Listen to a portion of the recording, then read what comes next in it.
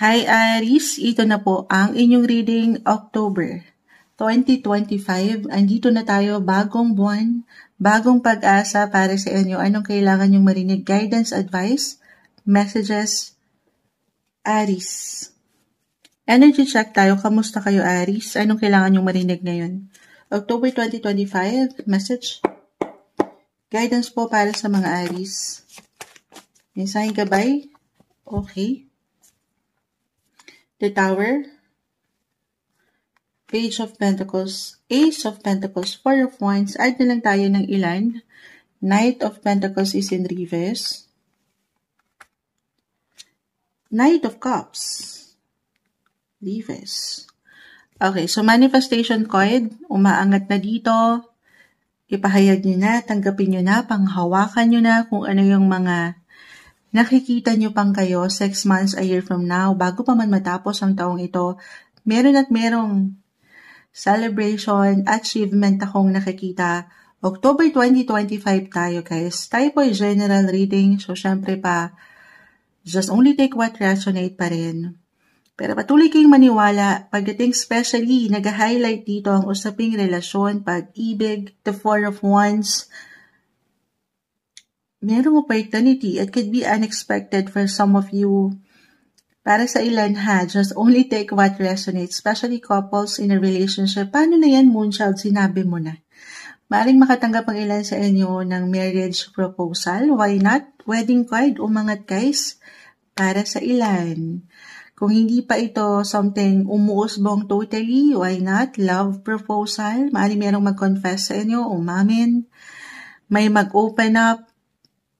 Ayan, na ganito Moonchild, ang nararamdaman nito sa akin. Gusto niyo yun, naway mapaangat yun. Kasi ang ilan, so reversal tayo, Aries, more on love, relationship. Ang ilan ay the Knight of Cups, Knight of Pentacles, nagdududa or magdududa sa pakiramdam. So iba-iba tayo ng atake dito. Baka itong person mo, potential person mo ay sana hindi naman mapalagpas yung oportunidad. Nag-reverse kasi si Ace of Pentacles na pwede naman sana. Pwede namang mapaangat ang boses or yung connection para mapalalim ang relasyon. So, sapat na tiwala. Ayan. Pero I feel na mayroong ganap talaga pagdating sa inyong mga relasyon. Yes po. Okay. Paano naman kami buhay mag-asawa kung kayo married na kasi umangat na? Four of Wands. Maaring higit na maging matibay, matatag, itong, kumbaga, existing na relasyon nyo. Oo. Kaya naman minsan, may ilang hindi inaasahan, naganap, wala namang perfect na relasyon, or merong ilang katagalan, naiinip ang ilan, sa ilang gusto nyong makitang progreso o resulta, huwag kayong panghinaan ng kalooban. Okay? Nakikita ko, again, ito yun.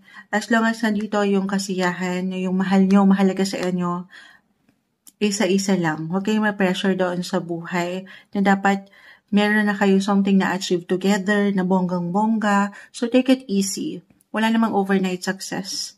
Panghawakan nyo lang yung mga dreams nyo pa or yung mga goals nyo pa together. Okay?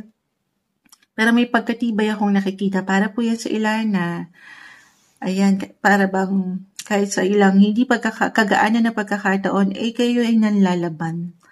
Yes po, patuloy kayong pinagtitibay sa inyong relasyon. Pero kung sadya, ito naman para sa ilan, single, at parang hindi kayo nagtatagpo ng inyong mga partners, relationship. Kung single kayo guys, pwede itong mag-apply sa matatawag yung business partner or partner in life. Okay, someone na nandyan. Oo. Pinagtitibay rin kayo dyan, ha? Merong maganda. Hindi man ganon kabilis, naiinip, ito nababagalan. Kayo po ay umaandar.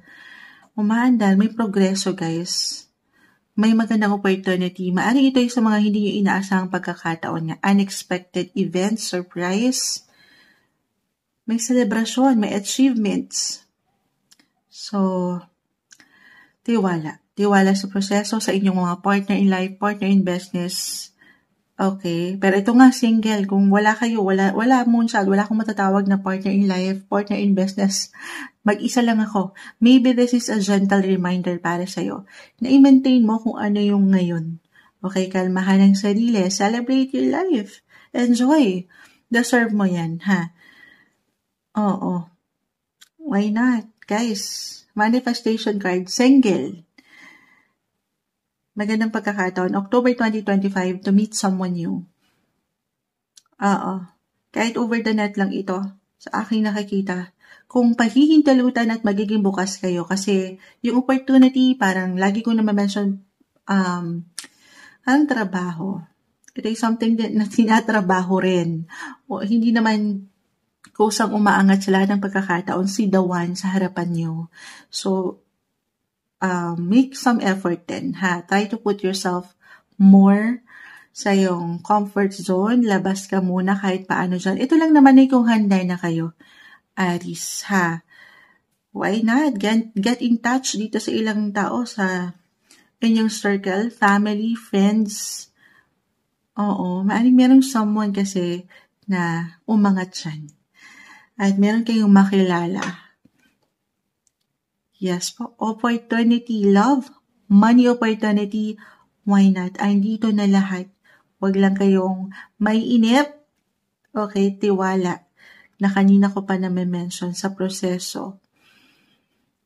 Okay, meron bang travel ang ilan sa inyo? Maaring money opportunity, love, or travel ang aking nakikita. Celebrate your small wins, celebrate love and life. Ito yung umaangat na guidance advice, message para sa inyo October 2025, Aries.